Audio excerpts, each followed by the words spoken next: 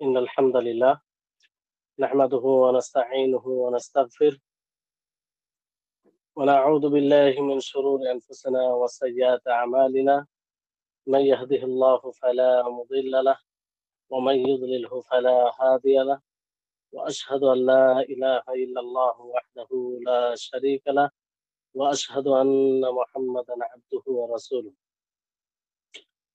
أما بعد فأعوذ بالله من الشيطان الرجيم قال الله تعالى كما بدأنا أول خلق نعيده وعدا علينا إنا كنا فاعلين সম্মানিত আজকের ক্লাসের পাঠকবৃন্দ, সর্বপ্রথম সেই মহান স্রষ্টার আমরা কৃতজ্ঞতা প্রকাশ করব, যিনার তৌফিকে আজকে আমরা ক্লাসে উপস্থিত হয়েছি। আমরা সকলে বলি আলহামদুলিল্লাহ। তারপর আমাদের শেষ নবী করিম মুহাম্মদ মুস্তাফা সাল্লাল্লাহু আলাইহি ওয়াসাল্লাম, ওনার উপরে অসংখ্য শান্তির ধারা বর্ষিত হোক। আল্লাহুম্মা সাল্লি আলাইহি আল্লাহুম্মা বারিক আলাইহি। আমাদের চলমান বিষয় ছিল যে ইমানের যে 6টি রুকুন রয়েছে, সেই 6টি রুকুনের মধ্যে আমরা প্রায় 4টি রুকুন সম্পর্কে বিশদভাবে আলোচনা করেছি। আজকে যে বিষয়টি রয়েছে যে ইয়াউমে আখিরাতের প্রতি বিশ্বাস স্থাপন করা, এটি হচ্ছে ইমানের পঞ্চম রুকুন, পঞ্চম স্তম্ভ। আসলে আপনাদেরকে পূর্বেই বলেছি যে এগুলোকে ইমানের রুকুন কেন বলা হয়। ইমানের রুকুন এই জন্য বলা হয় যে এরই উপরে আমাদের ইমান নির্ভর করে। এই বিষয়গুলো খুবই গুরুত্বপূর্ণ, এই জন্য সমস্ত মানুষকে সর্বপ্রথম এই বিষয়গুলোকে ভালো করে বোঝার এবং বিস্তারিতভাবে বোঝার চেষ্টা করা উচিত। কারণ এটা আমাদের যত মজবুত হবে ততই আমাদের ইমান পাকা হবে, ইমান মজবুত হবে, আমাদের প্রভাব ইমানের উপরে, আমলের উপরে থাকবে, প্রভাব সৃষ্টি করবে। ইয়াউমে আখিরাতের উপরে ইমান আনা এটাও মানে এমন একটা রুকন, যে রুকনের উপরে যদি আমরা সঠিক মতো বিশ্বাস স্থাপন করি তাহলে এর প্রভাব আমাদের বাস্তব জীবনে অনেক রয়েছে। যেমন ধরুন যে ইয়াউমে আখিরাতে আপনারা এর উপরে ঈমান আনতে গেলে কি কি বিষয় লক্ষ্য রাখতে হবে বুঝতে পারবেন আজকের ক্লাসে ইনশাআল্লাহ। আর সেখানে এটা উপলব্ধি করতে পারবেন যে এর উপরে যদি আমরা ঈমান না রাখি তাহলে আমলের দিক দিয়ে আমরা কতটা পিছিয়ে থাকবো ইনশাআল্লাহ। আহ আলা এই ক্লাসে মানে উদাহরণ সহ আপনাদেরকে বোঝানো কিংবা বলার চেষ্টা করব। ইয়াউমে আখিরাত বলতে কি বুঝায় এটা আমাদের সর্বপ্রথম জানা উচিত। ইয়াউমে আখিরাত বলতে যে সেই কিয়ামত দিবসকে বলা হয় যেদিন আল্লাহ তাবারক ওয়া তাআলা মানুষকে পুনরুত্থিত করবে হিসাব ও জাযার জন্য। হিসাব ও জাযার জন্য আল্লাহ তাবারক ওয়া তাআলা মানুষকে পুনরুত্থিত করবেন, আবার জীবিত করবেন। আর এই দিনটার নাম ইয়াউমে আখিরাত এই জন্য রাখা হয়েছে কারণ এর পরে আর কোনো দিন আর কোনো দিবস নেই। তারপরে জান্নাতীরা জান্নাতে যাবে এবং জাহান্নামীরা জাহান্নামে যাবে। এই জন্য একে ইয়াউমুল আখির বলা হয়, যে শেষ দিবস, এরপরে আর কোনো দিবস নাই। তারপরে পরে জান্নাতীরা জান্নাতে, জাহান্নামীরা জাহান্নামে অবস্থান করবে। এর উপরে ঈমান আনতে গিয়ে আমাদেরকে কয়েকটি বিষয়ের উপরে বিষয় খেয়াল রাখতে হবে কিংবা কয়েকটি বিষয়ের উপরে ঈমান নিয়ে আসতে হবে।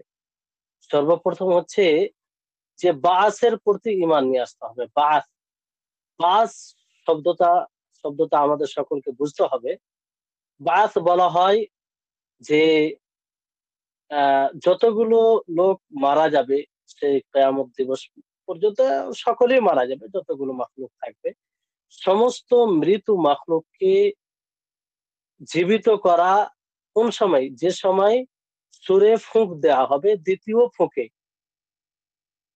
সমস্ত মানুষ রব্বুল আলামিনের জন্য দাঁড়াবে, দণ্ডমান হবে, আর নগ্ন শরীরে হবে, পায়ে জুতো থাকবে না, আর খাতনাবিহীন থাকবে, কোনো প্রকারে খাতনা থাকবে না।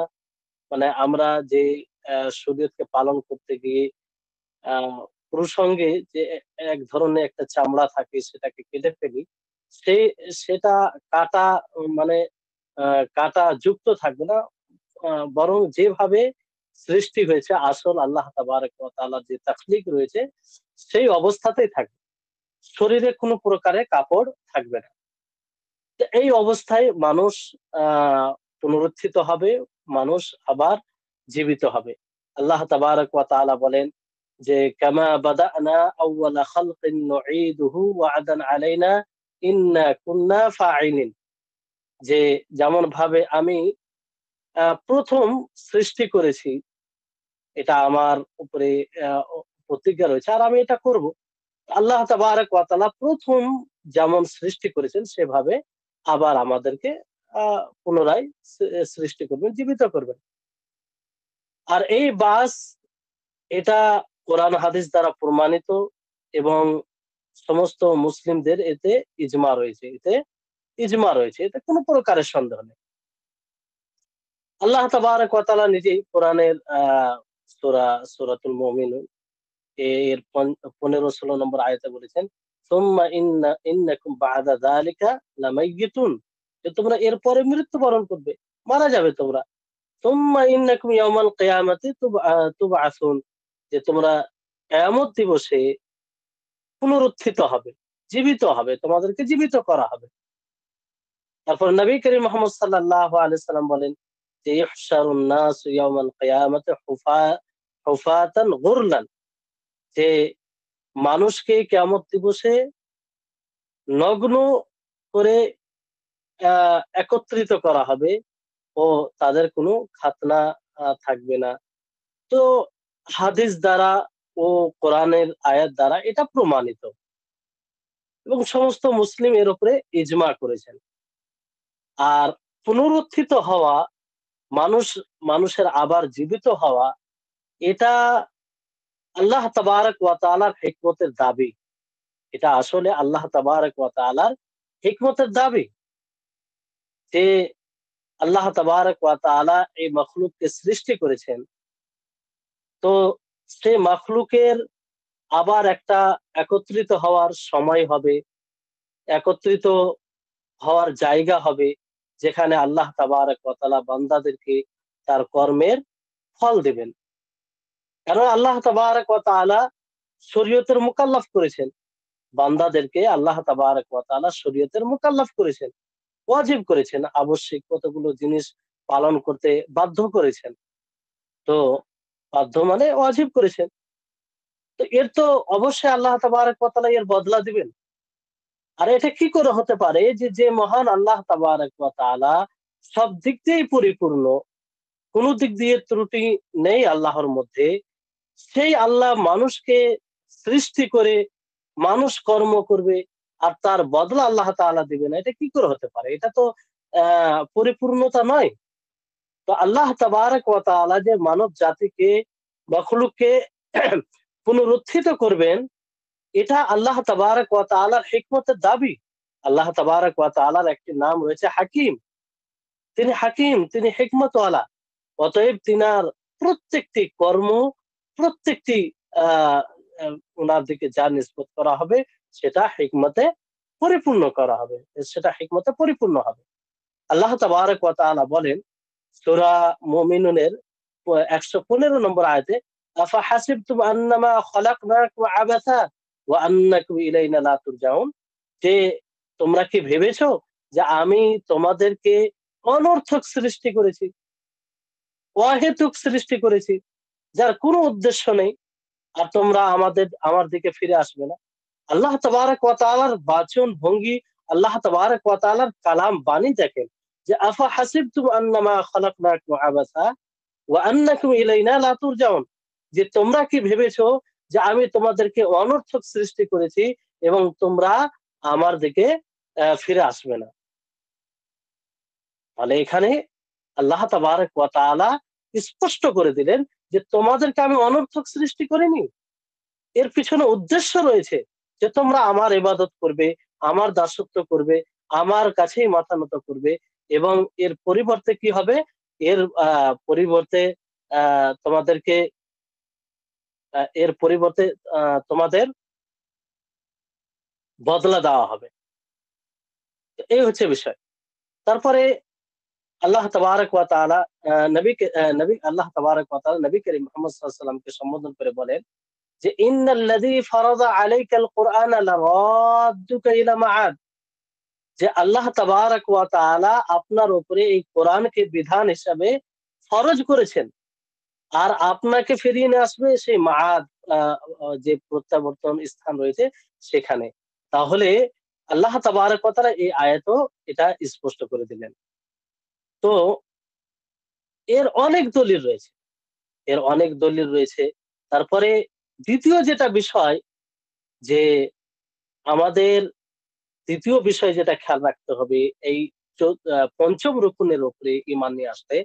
আর দ্বিতীয় বিষয় সেটা হচ্ছে যে হিসাব ও জাযার পরে ঈমান, জাযার উপরে ঈমান নিয়ে আসতে হবে। যে আমরা দুনিয়াতে যা কিছু কর্ম করছি সমস্ত কর্মের হিসাব দিতে হবে, এর হিসাব হবে। যদি আমরা ভালো কর্ম করি তাহলে ভালো ফলাফল পাবো, আর যদি মন্দ কর্ম করি তাহলে মন্দ ফলাফল পাবো। এটা আমাদেরকে নিশ্চিতভাবে এর উপরে বিশ্বাস স্থাপন করতে হবে।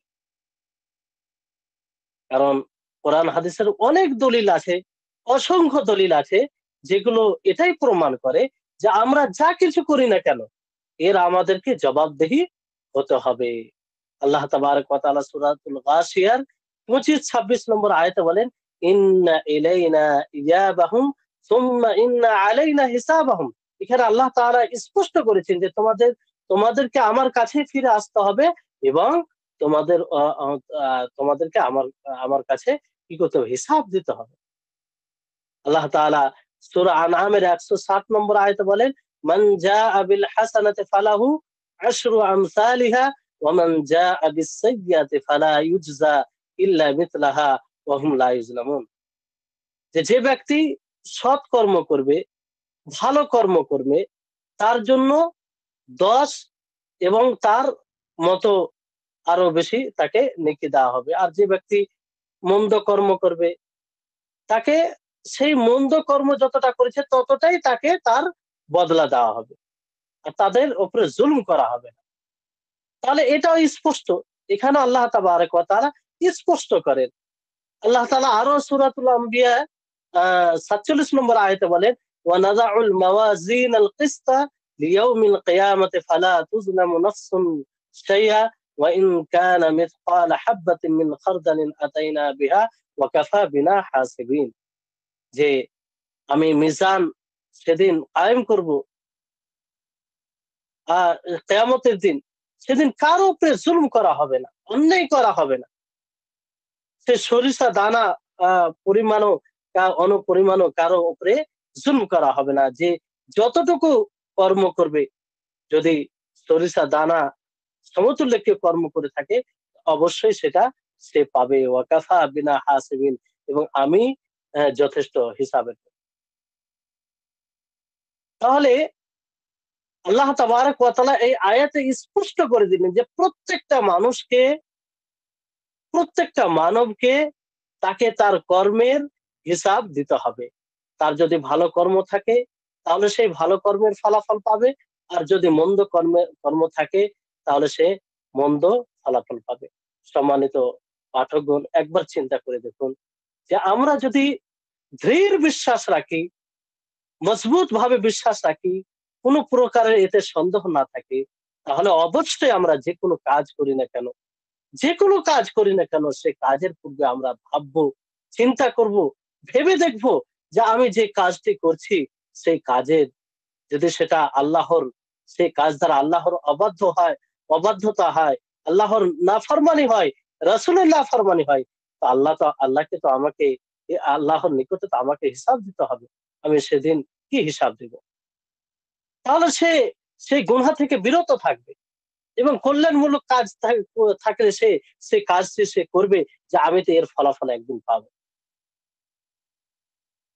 এর উপরে যদি বিশ্বাস, দৃঢ় বিশ্বাস থাকে, তাহলে একজন মানুষ ভালো আমলে উদ্বুদ্ধ হবে। যেমন ধরুন, আপনাদেরকে একটু একটা উদাহরণ দিই, বুঝতে পারবেন যে আপনি যদি কারো অধীনে কাজ করেন, আপনার বিশ্বাস থাকে সেখানে যে আমি যার কাজ করছি সে আমাকে এর পরিশ্রম দিবে, শ্রম দিবে, শ্রমের মূল্য দিবে, অর্থাৎ আপনি মজুরি পাবেন। আর সেই জন্য আপনি পরিশ্রম করে সুন্দরভাবে কাজটা করার চেষ্টা করেন। আর বলুন, যদি আপনার বিশ্বাস না থাকে যে সেই মালিক আপনাকে টাকা দিবে, এরকম বিশ্বাস না থাকে, সে টাকা যদি না দেয়, এরকম মানে তার ব্যাপারে এটা ধারণা থাকে যে সে টাকা দিবে না, আপনি কাজ করবেন? করবেন না, করবেন না। অনুরূপ ভাবে আমরা যতটা কঠোর বিশ্বাসী হব এই ইয়াউমুল আখিরাতের উপরে, আখিরাতের দিনের উপরে, ততটাই আমরা ভালো কাজে আগ্রহী হব এবং মন্দ কাজ থেকে বিরত থাকব। এই জন্য এইসব বিষয়কে ভালোভাবে বোঝা উচিত। আল্লাহ তাবারক ওয়া তাআলা কোরআনে অসংখ্য জায়গায় এসব বিষয়ে বলেছেন, যাতে মানুষ দৃঢ় বিশ্বাস করে, মানুষের হৃদয়, মানুষের মেজাজ, হ্যাঁ, যাতে তাদের হৃদয়ে সবসময় এই কথাটি ঘুরপাক খায়। তারা তাদের তাদের ব্রেনে সবসময় এই কথাটি থাকে যে আমাকে প্রত্যেকটি কাজের, প্রত্যেকটি কর্মের আল্লাহ তাবারক ওয়া তাআলাকে হিসাব দিতে হবে। সেটা আমি গোপনে করি না কেন, সেটা আমি প্রকাশ্যে করি না কেন, সেটা আমি জনসম্মুখে করি না কেন, সেটা আমি যে জায়গায় করি না কেন, আমাকে সেই কর্মের হিসাব দিতে হবে। তাহলে এই দ্বিতীয় যেটা বিষয়, যে হিসাব ও জাযা, যে আমাকে হিসাব দিতে হবে। আর যে কর্ম করেছি সেটা যদি ভালো হয় তো ভালো ফলাফল পাবো, আর যদি মন্দ হয় তো মন্দ ফলাফল পাবো। তাহলে এইভাবে বিশ্বাস রাখলে আমরা আহ আহ ভালো ভালো কাজে উদ্বুদ্ধ হব এবং মন্দ কাজ থেকে আমরা বিরত থাকবো। তারপরে হাদিসও অনেক হাদিস রয়েছে, অসংখ্য হাদিস রয়েছে। যেমন আল্লাহ তাবারক নবী করিম মুহাম্মদ সাল্লাল্লাহু আলাইহি ওয়াসাল্লাম বলেন যে আল্লাহ তাবারক ওয়া তাআলা মুমিনের নিকটে আহ মুমিনকে বলবেন যে তুমি এই গুনাহ করেছো, তুমি এই গুনাহ করেছো, এই পাপ করেছো। তো সে স্বীকার করবে যে হ্যাঁ, আমি পাপ করেছি, আমার আমার অনেক গুনাহ রয়েছে। সে মনে করবে যে আমি হালাক হয়ে গেছি, বরবাদ হয়ে গেছি, আমার আর পরিণাম ভালো হবে না। তখন আল্লাহ তাবারক ওয়া তাআলা বলবেন যে আহ দুনিয়াতে তুমি যেমন তোমার গুনহার উপরে পর্দা করেছিলাম, আজকে আমি তোমাকে ক্ষমা করে দিলাম। তাকে তার সৎ কর্মের রেজিস্টার তাকে দেওয়া হবে, তার নামায় আমল তাকে দেওয়া হবে। এরা কারা? যারা মুমিন হবে। কিন্তু কাফির মুনাফিক যারা হবে, তাদেরকে তাদের তাদের তাদের তারা আল্লাহর ভৎসনার, আল্লাহর লানতের শিকার হবে, কারণ তারা আল্লাহকে অস্বীকার করেছে দুনিয়াতে। তো এই হাদিস দ্বারাও এটা প্রমাণিত, যেটা বুখারী মুসলিম হাদিস রয়েছে। তারপরে নবী করিম মুহাম্মদ সাল্লাল্লাহু আলাইহি সাল্লাম বলেছেন যে আন্না মান হাম্মা বিহাসানাতিন ফাআমিলাহা কাতাবাহা আল্লাহু ইনদাহু আশরু হাসানাতিন ইলা 700 যায়ফিন ইলা আযআফি কাসীরা। যে ব্যক্তি ভালো কাজের, ভালো কর্মের সংকল্প করবে, ভালো কাজ করার ইচ্ছা করবে, আল্লাহ তাবারক ওয়া তাআলা তাকে, এবং সেই তার উপরে আমল করবে, তো আল্লাহ তাবারক ওয়া তাআলা তার জন্য তার আল্লাহ আল্লাহ আল্লাহ 10 নেকি 10 নেকি থেকে 700 গুনাহ পর্যন্ত নেকি লিখে দেন। আল্লাহু আকবার।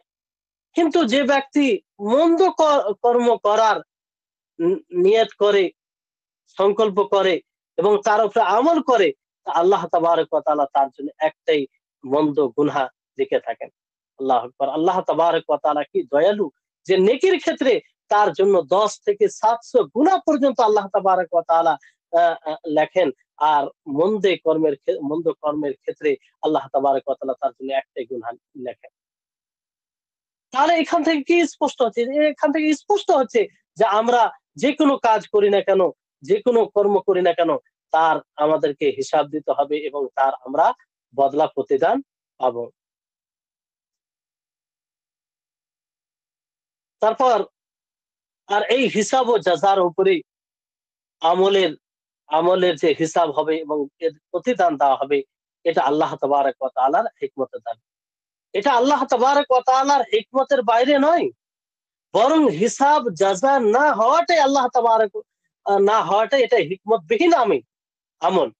কারণ মানুষ কর্ম করবে, আল্লাহর ইবাদত করবে, আর আল্লাহ তাবারক ওয়া তাআলা তার ফলাফল দিবে না, তার প্রতিদান দিবে না, তার পুরস্কার দিবে না। এটা কি করে হতে পারে? আর আল্লাহ তাবারক ওয়া তাআলা যে আসমানে গ্রন্থ নাজিল করেছেন, আম্বিয়া কিরাম কে দুনিয়াতে প্রেরণ করেছেন এবং বান্দাদের উপরে সেই সব জিনিসকে মানা, গ্রহণ করা আবশ্যক করেছেন, যেসব জিনিস আম্বিয়ারা নিয়ে এসেছেন দুনিয়াতে, এবং তার উপরে আমল করা ওয়াজিব করেছেন। আর যারা এর বিরুদ্ধাচারণ করে, যারা এই পথে বাধা হয়ে দাঁড়ায়, তাদের সাথে কেতাল কিংবা তাদের সাথে সংগ্রাম করার আদেশ দিয়েছেন। তো এ যদি এগুলো এগুলো করার কারণ কি? এগুলো করার কারণ এটাই যে সে যদি ভালো সেই অনুযায়ী ভালো কর্ম করে, তাহলে আল্লাহ তাবারক ওয়া তাআলা তাকে ফলাফল দিবে। কারণ আহ হিসাব কিতাব না হওয়া এটা একটা ও মানে আল্লাহ তাবারক ওয়া তাআলার হিকমতের দাবি নয়। আল্লাহ তাবারক ওয়া তাআলার হিকমতের হাকিম, আল্লাহ তাআলা যে নাম হাকিম, তার হিকমতের দাবি হচ্ছে যে মানুষের হিসাব হবে, মানুষকে মানুষকে ভালো কর্মের ভালো প্রতিদান দেওয়া হবে এবং মন্দ কর্মের মন্দ তাকে বদলা দেওয়া হবে। আল্লাহ তাবারক ওয়া তাআলা সূরা আরাফের ৬-৭ নম্বর আয়াতে বলেন, ফালা নাসআলান্নাল্লাযীনা উরসিলা ইলাইহিম ওয়ালা নাসআলান্নাল মুরসালিন, যে আমি অবশ্যই যাদের নিকটে রাসূল পাঠিয়েছি তাদেরকে এবং যাদেরকে পাঠিয়েছি তাদেরকে সকলকে আমি জিজ্ঞাসিত করব। তৃতীয় বিষয় যেটা খেয়াল রাখতে হবে সেটা হচ্ছে যে জান্নাত ও জাহান্নামের উপরে বিশ্বাস স্থাপন করতে হবে। জান্নাত ও জাহান্নামের উপরে বিশ্বাস রাখতে হবে, দৃঢ় বিশ্বাস রাখতে হবে যে জান্নাত রয়েছে এবং জাহান্নামও রয়েছে। এটার উপরে যতক্ষণ পর্যন্ত আমরা দৃঢ় বিশ্বাস না রাখবো, ততক্ষণ পর্যন্ত আমরা সেই জান্নাতের প্রতি আগ্রহী হয়ে আমরা সৎ কর্ম করতে সক্ষম হব না। যতক্ষণ পর্যন্ত আমরা জাহান্নামের প্রতি দৃঢ় বিশ্বাস না রাখবো, মজবুত আমাদের আকীদা না হবে, বিশ্বাস না হবে, ততক্ষণ পর্যন্ত আমরা সেই জাহান্নাম থেকে বাঁচার জন্য আল্লাহ তাবারক ওয়া তাআলার নিষেধাজ্ঞা থেকে বেঁচে থাকতে সক্ষম হব না। এই জন্য আমাদেরকে সর্বপ্রথম জান্নাত কি এবং জাহান্নাম কি সেটা বুঝতে হবে, সেটা বুঝতে হবে এবং তার উপরে বিশ্বাস স্থাপন করতে হবে, ঈমান নিয়ে আসতে হবে। আল্লাহ তাবারক ওয়া তাআলা জান্নাতকে তৈরি করেছেন কাদের জন্য? আল্লাহ তাবারক ওয়া তাআলা মুমিন মুত্তাকিদের জন্য তৈরি করেছেন, যারা ঈমান এনেছে, যে সব বিষয়ের উপরে ঈমান আনা আল্লাহ তাবারক ওয়া তাআলা আবশ্যক করেছেন, এবং যারা আল্লাহ এবং তার রাসূলের অনুসরণ করেছে, যারা আল্লাহ এবং তার রাসূলের অনুগত্য করেছে এবং আল্লাহ তাবারক ওয়া তাআলার দ্বীন, আল্লাহ তাবারক ওয়া তাআলার জন্যই দ্বীনকে খালিস করেছেন, তার জন্যই আমল করেছেন, রাসূল সাল্লাল্লাহু আলাইহি সাল্লামের অনুসরণ করে, রাসূল সাল্লাল্লাহু আলাইহি সাল্লামের অনুসরণ করে। তাহলে সেই জান্নাত কাদের জন্য তৈরি করা হয়েছে? মুত্তাকিদের জন্য, পরহেজগার যারা আল্লাহ ভীরুতা, তাদের জন্য আল্লাহ তাবারক ওয়া তাআলা তৈরি করেছেন। নবী করিম মুহাম্মদ সাল্লাল্লাহু আলাইহি ওয়াসাল্লাম বলেন যে জান্নাত এমন একটি নিয়ামত,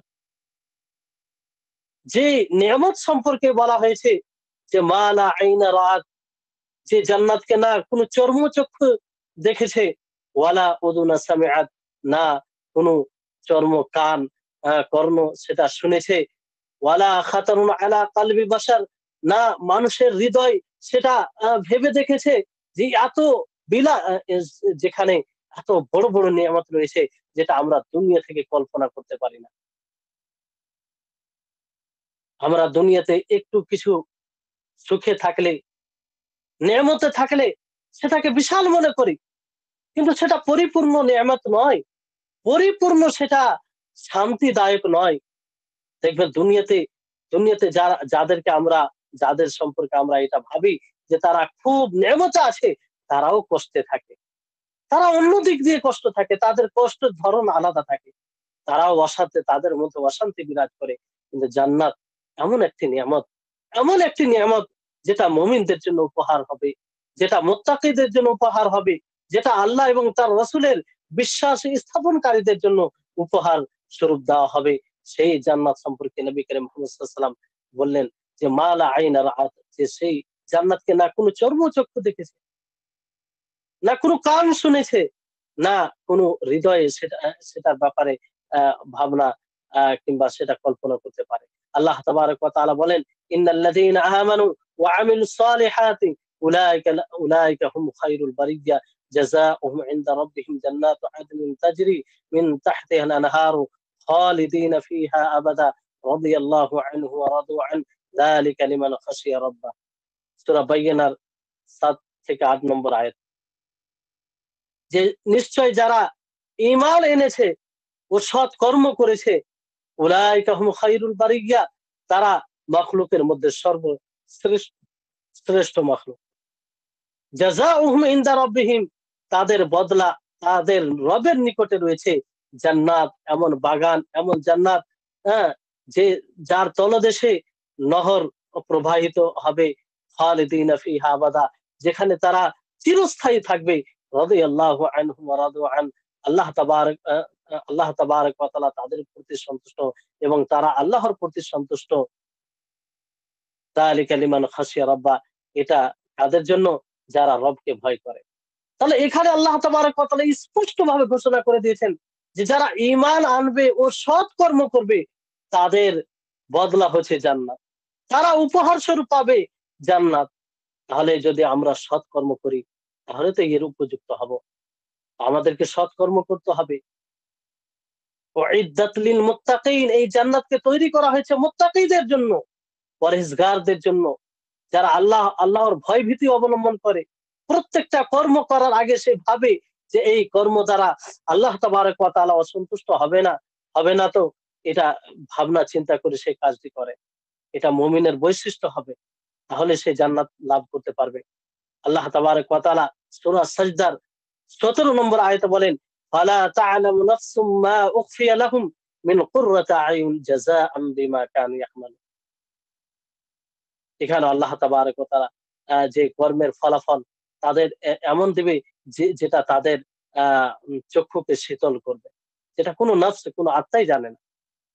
সম্মানিত পাঠকগণ, এখান থেকে আশা করি বুঝতে পেরেছেন যে এই জান্নাতের উপরে আহ, ঈমান নিয়ে আসতে গেলে আমরা স্বাভাবিকভাবে সে জান্নাতের প্রতি আগ্রহী হব। আজকে দেখবেন, তারপরে যেটা বিষয় হচ্ছে যে জাহান্নাম, জাহান্নাম কি জিনিস এটাকে আমাদের সকলকে জানতে হবে। যে জাহান্নামকে কাফিরদের জন্য, জালিমদের জন্য তৈরি করা হয়েছে, যারা আল্লাহ নাফরমানি করে, যারা আল্লাহর অবাধ্যতা করে, আর তাদেরকে বিভিন্ন প্রকারের শাস্তি দেওয়া হবে, বিভিন্ন প্রকারের শাস্তি। একবার চিন্তা করে দেখুন যে জাহান্নামের নিম্ন শাস্তি, সবচেয়ে ছোট শাস্তি হবে, সেটা হচ্ছে যে আগুনের জুতো পড়ানো হবে। যেমন আবু তালিবের ব্যাপারে বলা হয়েছে, তিনি ইসলাম গ্রহণ করে দুনিয়া ত্যাগ করে যাননি, আহ মুশরিক অবস্থায়, শিরক অবস্থায় এই দুনিয়া থেকে বিদায় বিদায় নিয়েছে। আল্লাহ নবী চেষ্টা করেছিলেন তাকে কালেমা পড়ানোর জন্য, কিন্তু সে হেদায়েতের পথে আসেনি। তো আল্লাহ নবী বলেছিলেন তাকে আল্লাহ নবীর সুপারিশে আযাবকে হালকা করা হবে, আর সবচেয়ে যেটা নিম্ন শাস্তি সেটা দেওয়া হবে। আর সেই শাস্তিটা হচ্ছে যে আগুনের জুতা পড়ানো হবে।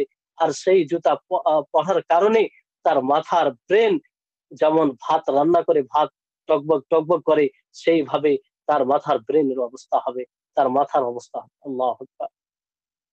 একবার ভেবে দেখেছেন যে এই জান্নাতকে আমরা বরদাস্ত করতে পারবো, সহ্য করতে পারবো? আমরা এর উপরে আহ, এর এর- এই জাহান্নামে আমরা দীক্ষিত হতে পারবো, এটা আমরা কখনো কল্পনা করতে পারি?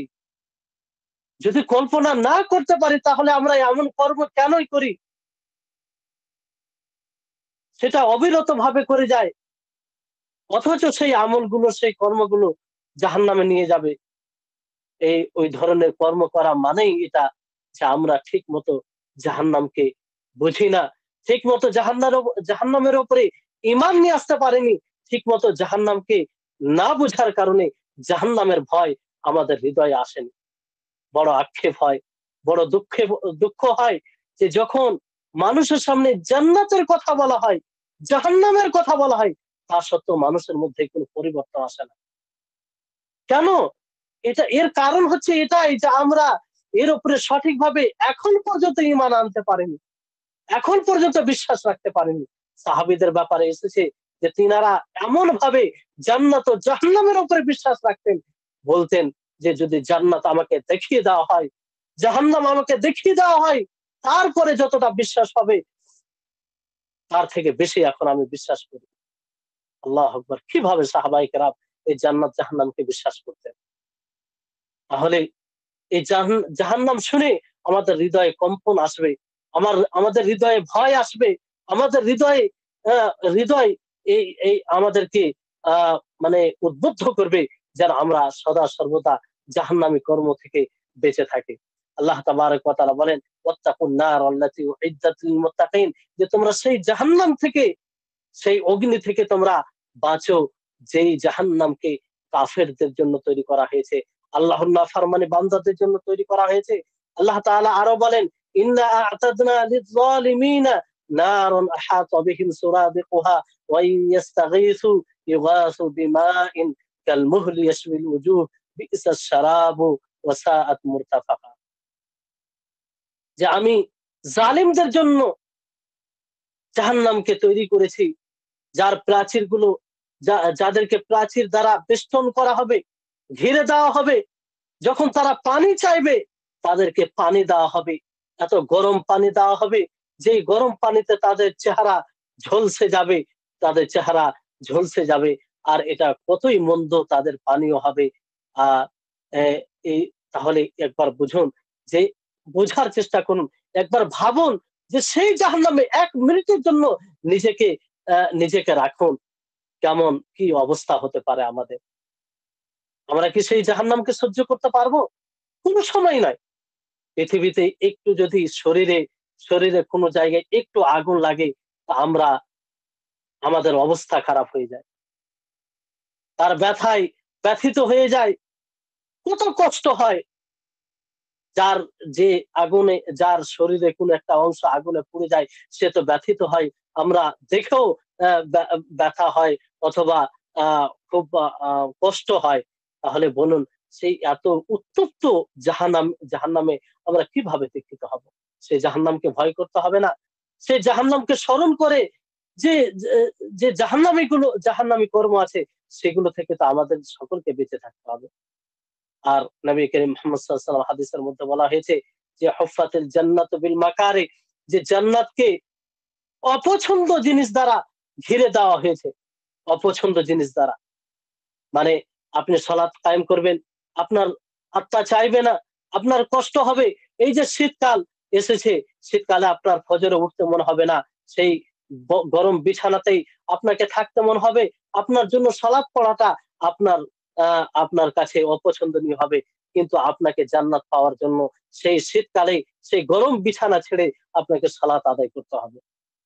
সেই শীতকালে আপনাকে উজু করতে ইচ্ছা হবে না, কিন্তু আপনি জান্নাতের আশায়, কারণ জান্নাতকে সেই অপছন্দনীয় জিনিস দ্বারা ঘিরে দেওয়া হয়েছে, এই জন্য আপনি সেই জান্নাতের আশায় কমসে কম এই ঠান্ডা পানিতে আপনি উজু করবেন। তো এই হচ্ছে। তারপরে জাহান্নামের ব্যাপারে নবী করিম মুহাম্মদ সাল্লাল্লাহু আলাইহি ওয়াসাল্লাম বলেন যে ওয়া হুফফাতিন নারু বিল মাকারি, যে জাহান্নামকে ঘিরে দেওয়া হয়েছে বিল জাহান্নামকে ঘিরে দেওয়া হয়েছে পছন্দনীয় জিনিস দ্বারা, সুখ স্বাচ্ছন্দ্য মাকারে নয়। ওয়া হুফফাতিন নারু, তাহলে সেই জাহান্নামকে সেখানে আহ অপছন্দনীয়, হুফফাতিল জান্নাতু বিল মাকারি ওয়া হুফফাতিন নার, এবং জাহান্নামকে ঘিরে দেওয়া হয়েছে আপনার আহ অপছন্দনীয় জিনিস দ্বারা। জাহান্নামকে ঘিরে দেওয়া হয়েছে পছন্দনীয় জিনিস, যেটা আপনাকে যেটা আপনাকে করতে ভালো লাগবে, যেটা আপনাকে করতে ভালো লাগবে সেই জিনিস দ্বারা আহ ঘিরে দেওয়া হয়েছে। যেমন দুনিয়াতে দুনিয়াতে আপনি দেখবেন যে অনেক মানুষ এনজয় করে, আপনারও ইচ্ছা হয় যে আমিও তাদের সাথে এনজয় করি, আমিও তাদের সাথে আনন্দ ফুর্তি করি। কিন্তু আপনি যখন বুঝতে পারবেন যে এই সব কর্ম দ্বারাই জাহান্নামকে ঘিরে ঘিরে ঘিরে দেওয়া হয়েছে, তাহলে আপনি সেটা করা থেকে বিরত থাকবেন। সম্মানিত পাঠকগণ, তাহলে এই জাহান্নাম কি জিনিস বুঝতে হবে এবং তার ভয় আমাদের হৃদয়ে থাকতে হবে। তারপরে আল্লাহ তাবারক ওয়া তাআলা আরো বহু জায়গায় বলেছেন, যেমন আরেকটি আয়াতে সূরা আহজাবের ৬৬ নম্বর আয়াতে আল্লাহ তাআলা বলেন, ইয়াউমা তুকাল্লাবু উজুহুম ফিন নারি ইয়াকুলুনা ইয়া লাইতানা আতা'না আল্লাহ ওয়া আতা'না রাসূল। যে সেদিন মানুষের চেহারা তাদের উলট-পালট হবে এবং তারা বলবে, আক্ষেপ করে বলবে যে হায়, আমরা যদি আল্লাহ এবং আল্লাহর অনুসরণ করতাম ও রাসূলের অনুসরণ করতাম। সেদিন আক্ষেপ তো করবে, কিন্তু তাদের সেই আক্ষেপ, সেই আফসোস, অনুতাপ কোনো কাজে আসবে না। তাহলে এটা আহ উম, এটার ওই জান্নাত ও জাহান্নামের উপরে ধীরে বিশ্বাস রাখতে হবে। তাহলে তিনটে বিষয় আপনাদেরকে বললাম যে ইয়ৌমে আখিরাতের প্রতি বিশ্বাস রাখতে গিয়ে তিনটি বিষয়কে খেয়াল রাখতে হবে। এক নম্বর হচ্ছে আপনার বাসের প্রতি ঈমান রাখতে হবে। দ্বিতীয় হচ্ছে বাস কাকে বলে সেটা বললাম। তারপরে তৃতীয় হচ্ছে আপনার হিসাব ও জাযার প্রতি ঈমান নিয়ে আসতে হবে, যে আমরা দুনিয়াতে যা কর্ম করি সেই কর্মের আমাদেরকে হিসাব দিতে হবে, এবং ভালো কর্ম হলে সেই ভালোর আমরা প্রতিদান পাবো, আর মন্দ হলে সেই মন্দের যেটা মন্দ ফলাফল সেটা আমরা পাবো। তৃতীয় হচ্ছে যে জান্নাত ও জাহান্নাম, এর প্রতি ঈমান নিয়ে আসতে হবে। তারপর এর সাথে সম্পৃক্ত আরো কিছু বিষয় আছে, তার উপরে ঈমান নিয়ে আসতে হবে। যেমন আপনার যে মৃত্যুর পরে কবরের জীবন, কবরে যে তিনটি প্রশ্ন করা হবে তার প্রতি ঈমান নিয়ে আসতে হবে। বরজাখী জীবন, তাহলে জীবন মানুষের জীবনকে চার ভাগে বিভক্ত করা যায়।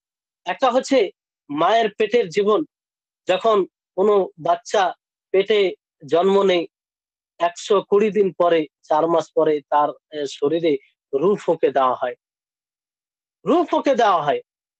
তো সেই ৪ মাস পরে সে বাকি সময়টুকু মায়ের পেটে কাটায়। তারপর মায়ের পেট থেকে যখন বের হয়ে আসে, ভূমিষ্ঠ হয়, তখন দুনিয়ার জীবন একটা, তারপরে দুনিয়ার জীবন যাপন করে মারা যায়, তখন আরেকটা জীবন শুরু হয়, সেটা হচ্ছে কবরের জীবন, আর সেটাকে বারজাখী জীবন বলা হয়। তারপরে যেটা জীবন হবে সেটা আখেরাতের জীবন। তাহলে এইভাবে আমাদের জীবন চার ভাগে বিভক্ত হতে পারে। এবং এখানে আমাদের মনে রাখতে হবে যে আমাদের শরীর এবং রূহ, এই দুটোই কখন কখন একসাথে যুক্ত হয়ে থাকে। যখন প্রথম প্রথম অবস্থা হচ্ছে, যখন কোনো সন্তান, মেয়ে হোক ছেলে হোক, মায়ের পেটে হয়, আর তার ১২০ দিন সময় হয়ে যায়, তখন আল্লাহ তাবারক ওয়া তাআলা ফারিস্তাকে পাঠিয়ে তাতে রূহ দান করে, রূহ দেওয়া হয়, আত্মা দেওয়া হয়। তাহলে তখন তখন থেকে জীবন শুরু হয়, আত্মা এবং শরীরের যে বডি, তার সাথে একটা জীবন। তারপরে দুনিয়াতে আসার পরে রূহ এবং বডি, আত্মা এবং বডি দুটোই একসাথে পুরো দুনিয়ার জীবনটা চলে।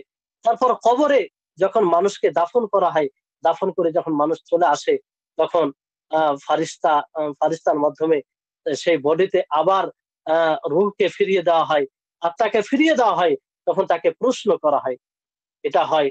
তারপরে আবার যখন পুনরুত্থিত করা হয় কিয়ামত দিবসে, তখন আবার সেই আত্মাকে ফিরিয়ে দেওয়া হয়।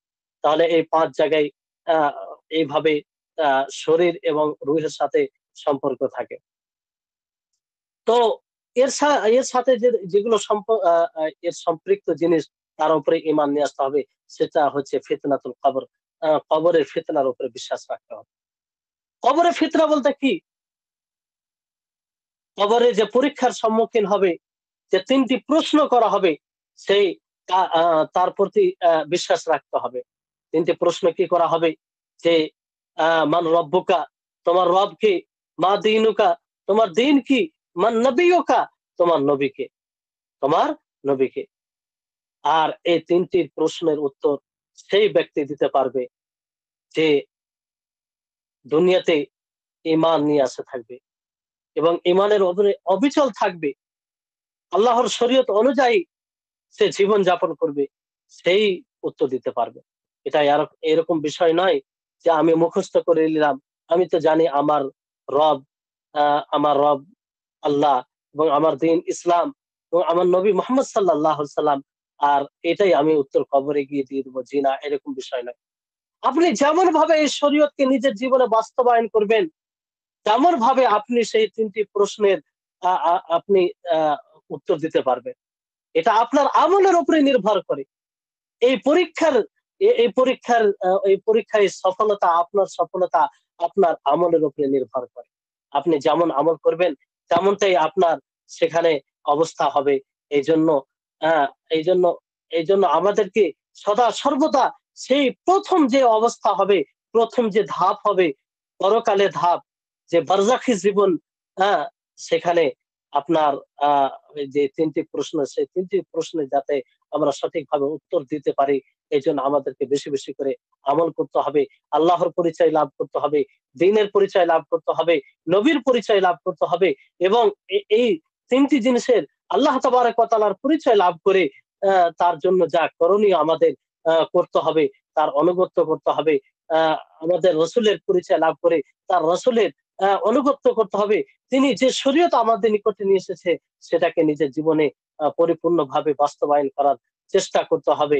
তারপর এই দ্বীনে ইসলামকে ভালোভাবে জানতে হবে যে দ্বীনে ইসলাম কি, নবী করিম মুহাম্মদ সাল্লাল্লাহু আলাইহি ওয়াসাল্লাম কোন দিনটি ছেড়ে গিয়েছেন আমাদের জন্য, সেই দিনটি আসলে কি, সেটাকে কিভাবে মানলে আমরা আল্লাহ তাবারক ওয়া তাআলার সন্তুষ্টি লাভ করতে পারবো, আর কিভাবে আমরা মেনে চললে নবী করিম মুহাম্মদ সাল্লাল্লাহু আলাইহি ওয়াসাল্লামের ভালোভাবে অনুগত্য করতে পারবো, যে অনুগত্যের আদেশ আল্লাহ তাবারক ওয়া তাআলা দিয়েছেন, যার অনুগত্যের ব্যাপারে আল্লাহ তাআলা নিজেই বলেছেন যে তোমরা যদি রাসূলের অনুগত্য করো, তাহলে ধরো কি আমারই অনুগত্য করলে।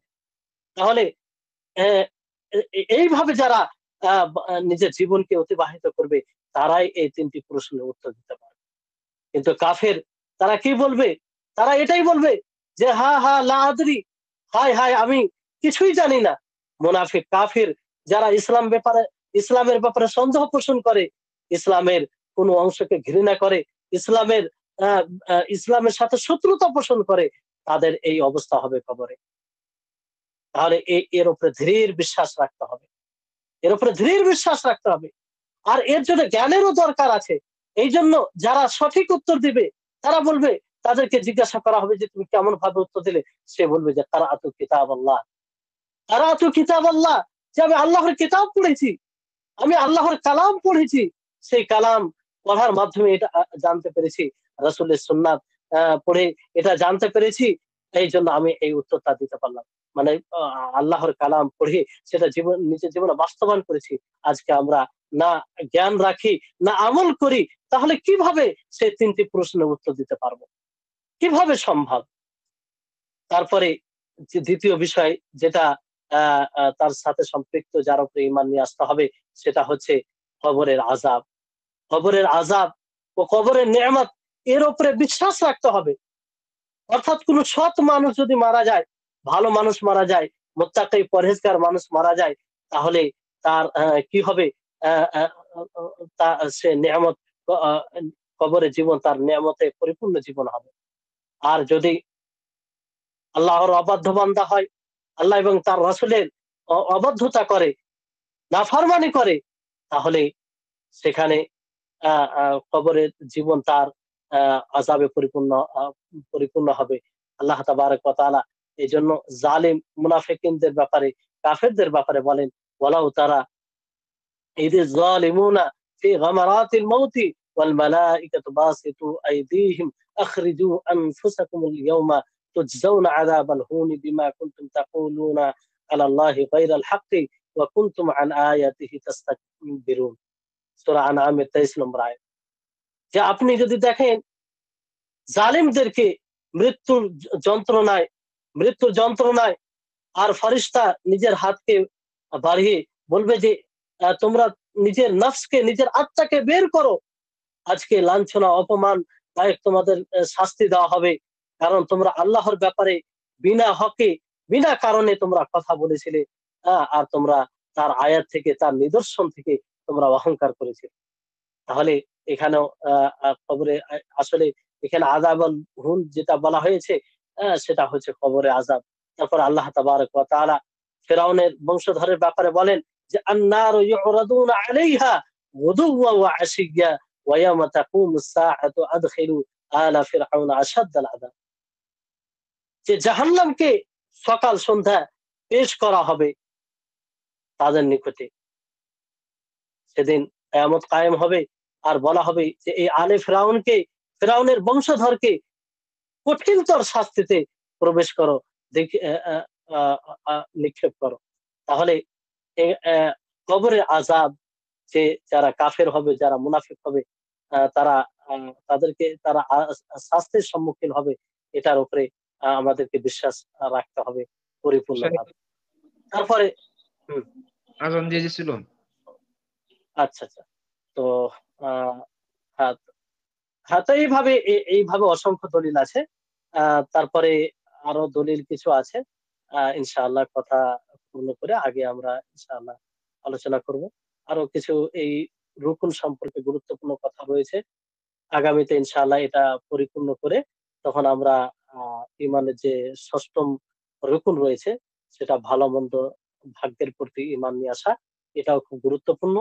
আর এগুলোর উপরে মানে এর বিষয়টি, এর নামকরণ দেখেই আমাদেরকে বুঝে যাওয়া উচিত যে এগুলো বিষয় বোঝা আমাদের জন্য কতটা জরুরি। কারণ আর কানুন ইমান বলা হয়, ইমানের রকম মানে ইমানের স্তম্ভ। আমাদের ইমান এই এই আহ, এই স্তম্ভের উপরে নির্ভর করে। তো ইনশাআল্লাহ আগামী ক্লাসে বাকি বিষয় আমরা জানার চেষ্টা করব। আল্লাহ তাবারক ওয়া তাআলা যেন আমাদের সকলকে এই বিষয় এইগুলিকে বুঝার এবং সেই মতো জীবনযাপন করার তৌফিক দান করেন। আর আমাদের হৃদয়ে যাতে ইয়াউমে আখিরাতে যা কিছু ঘটবে, যা কিছু কায়েম হবে, তার উপরে যেন আমরা বিশ্বাস করে, বিশ্বাস এমন ভাবে করি যাতে আমাদের হৃদয়ে সেগুলোর ভয় আসে এবং সেই ভয়ে আমরা আল্লাহর নিষেধাজ্ঞা জিনিস থেকে বিরত থাকতে পারি এবং আল্লাহ তাবারক ওয়া তাআলা যেসব কাজে সন্তুষ্ট হবেন সেসব কাজগুলো আমরা করতে পারি। এখান থেকে আজকের আমাদের ক্লাস শেষ হচ্ছে। ওয়া আখিরু দাওয়ানা আনিল হামদুলিল্লাহি রাব্বিল আলামিন। তাহলে প্রশ্ন তো কিছু নাই না?